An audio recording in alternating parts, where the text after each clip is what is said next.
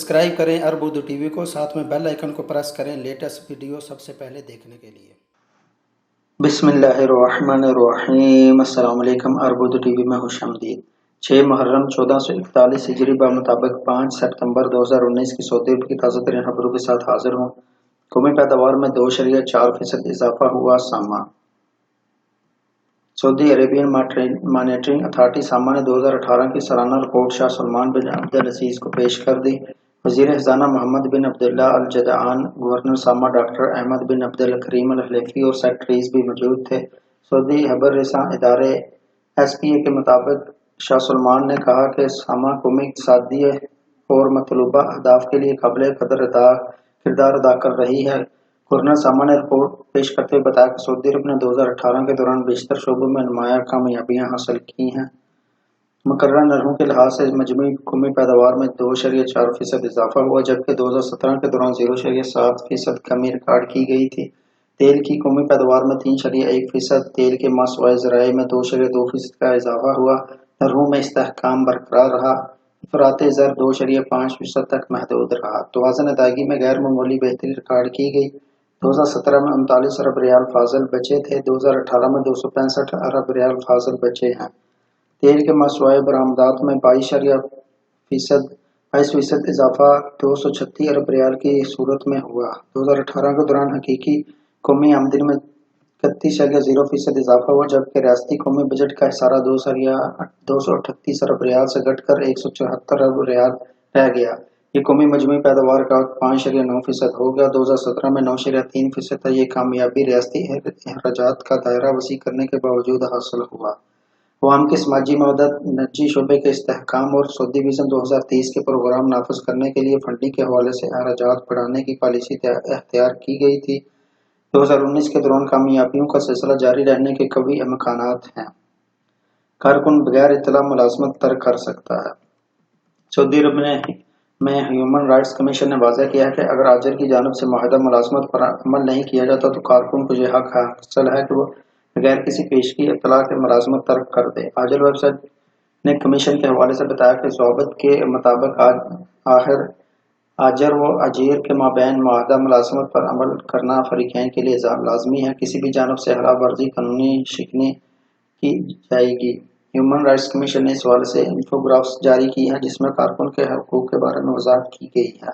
कानून के मुताबिक अगर ये साबित हो जाए कि आजिर की जानिब से मुआहदे की खिलाफ वर्जी की जा रही है तो कारकुन फौरी तौर पर काम तर्क करने का मजाज है।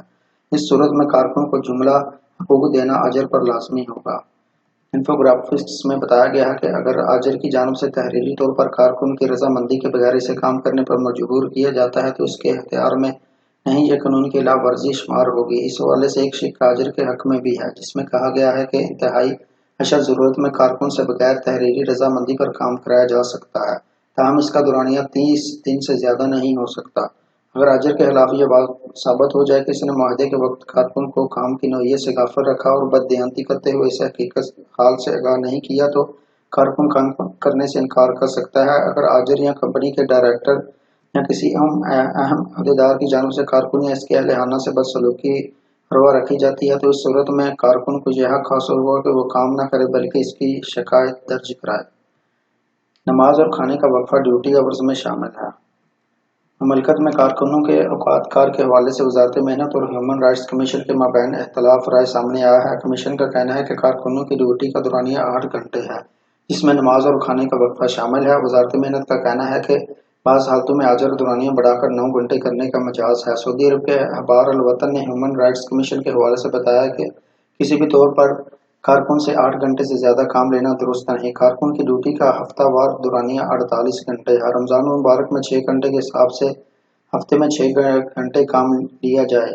आम दिनों में ये कारकुन का हक हासिल है कि मुसलसल 5 घंटे काम करने के बाद इसे नमाज और खाने का वक्फा दिया जाए और इस वक्फे को काम के दुरानिया से जुदा न किया जाए। दूसरी जानब वजारत मेहनत और समाजी बहबूद आबादी की जानब से आजिर को यह हक दिया गया कि वह नमाज और खाने के वक्फे का वक़्त महज योमी औकात कार से जुदा करे। वजारत के कानून के मुताबिक यह आजिर की मर्जी पर मुनहसर है कि वो नमाज और खाने के वक्फे को योमी औकात कार में शामिल करता है या नहीं। वजारत मेहनत और समाजी बहबूद आबादी ने सऊदी अरब में मुख्तलिफ लेबर लॉ के तहत मुख्तलिफ कैटेगरीज कायम की हैं, जिसके मुताबिक सन شرکتوں سے تعلق رکھنے والوں کے لیے اوقات کار کا دورانیہ دفتری امور سے متعلق کارکنوں سے مختلف ہوتا ہے۔ صفائی کے کارکنوں اور نجی سیکیورٹی کے اداروں میں کام کرنے والوں کے لیے اوقات کار کا دورانیہ عام دنوں میں 12 گھنٹے جبکہ رمضان المبارک میں 10 گھنٹے ہے۔ دفتری اوقات کار عام دنوں میں 8 اور رمضان المبارک میں 6 گھنٹے مقرر ہیں۔ ہیومن رائٹس کمیشن کے مطابق وزارت محنت 8 گھنٹے کے دورانیے کے حوالے سے قانون میں ترمیم کرے کہ ڈیوٹی آورز 8 گھنٹے جس میں نماز اور کھانے کا وقفہ شامل ہے۔ ابھی تک اس حوالے سے دونوں اداروں میں بحث جاری ہے۔ اسیر ریجن ایک ہفتے قبل اے ٹی ایم اکھاڑنے والے ملزمان گرفتار۔ سعودی عرب کے اسیر ریجن کے پولیس ترجمان نے کہا ہے کہ گزشتہ ہفتے تنوما کمشنری میں بک لین کے ذریعے سے سڑک پر نصب نجی بینک کی اے ٹی ایم اکھاڑ کر لے جانے والے دونوں ملزمان کو گرفتار کر لیا گیا۔ ترجمان کے مطابق سی سی ٹی وی کیمرے کی فوٹیج کی مدد سے ملزمان کی شناخت میں آسانی ہوئی۔ سبق نیوز کے مطابق ترجمان پولیس نے مزید بتایا کہ دونوں ملزمان سعودی شہری ہیں جن کی عمریں 30 برس کے قریب ہیں۔ ان کے خلاف ڈکیتی کا مقدمہ درج کر کے پراسیکیوشن جنرل کے حوالے کر دیا جہاں مزید تحقیقات جاری ہیں۔ پولیس نے ملزمان کا چلان کر انہیں پراسیکیوشن جنرل کے حوالے کر دیا جہاں مزید تحقیقات کے بعد ان کا مقدمہ فوجداری کی عدالت میں بھیج دیا جائے گا۔ تعمیراتی ملبے کی پہلی ریسائکلنگ فیکٹری۔ سعودی عرب میں تعمیراتی ملبے کی پہلی ریسائکلنگ فیکٹری ریاض شہر میں 2019 کے آخر میں قائم کی جائے گی۔ ریسائکلنگ کے بعد تعمیراتی ملبہ بنیادی ڈھانچے اور مکانات میں استعمال کیا جائے گا۔ سعودی ریسائکلنگ انویسٹمنٹ کمپنی کے executive chairman gyro when Vincent نے بلومبرگ سے گفتگو کرتے ہوئے کہا کہ سعودی عرب میں پہلی فیکٹری ہوگی۔ آئندہ 30 برس کے دوران مزید فیکٹریاں قائم کی جائیں گی۔ کھاد، غذا، کاغذ، پلاسٹک اور دھاتوں کے ملبے کی ریسائکلنگ ہوگی۔ یاد رہے کہ 14 جولائی 2019 کو ملبہ جات کے نگراں قومی مرکز ریاض میونسپلٹی اور سعودی ریسائکلنگ انویسٹمنٹ کمپنی نے مفاہمی یادداشت پر دستخط کیے تھے۔ اس کے بعد تینوں فریق مل جل کر ریاض میں ملبے کے شعبے کی جامع حکمت عملی نافذ کریں گے۔ 2035 تک ریسائکلنگ کے اسٹریٹجک اہداف پورے کریں گے۔ ریسائکلنگ کے نمایاں ترین اہداف میں 81% ٹھوس ملبے کی ریسائکلنگ شامل ہے۔ سعودی دارالحکومت ریاض میں سالانہ 3.4 ملین ٹن ٹھوس ملبہ نکل رہا ہے۔ سعودی اور اماراتی وزیر خارجہ کی ایک ساتھ پاکستان آمد۔ سعودی عرب اور متحدہ عرب امارات UAE کے وزار خارجہ ایک دورہ روزے پر اسلام آباد پہنچ گئے۔ اسلام آباد کے نور خان ایئر بیس پر پاکستانی وزیر خارجہ شاہ محمود قریشی نے سعودی وزیر خارجہ عادل الجبیر اور اماراتی ہم منصب عبداللہ بن زائد بن سلطان ال نہیان کا پرتپاک استقبال کیا۔ اس دوران شاہ محمود قریشی نے دونوں ممالک کے وزرائے خارجہ سے غیر رسمی گفتگو بھی کی۔ بعد ازاں وزیر خارجہ کے ہمراہ سعودی وزیر عادل الجبیر اور اماراتی وزیر عبداللہ بن زائد بن سلطان دفتر خارجہ گئے جہاں تینوں ممالک کے اعلیٰ حکام کے درمیان بات چیت ہوئی۔ سعودی عرب اور UAE کے مطابق وزیر خارجہ اپنے دورہ پاکستان کے دوران وزیر اعظم Imran Khan, army chief general Qamar Javed Bajwa سمیت اعلیٰ حکام سے ملاقات کریں گے۔ واضح رہے کہ اس سے قبل 7 مارچ کو سعودی وزیر خارجہ عادل الجبیر نے پاکستان کا دورہ کیا تھا۔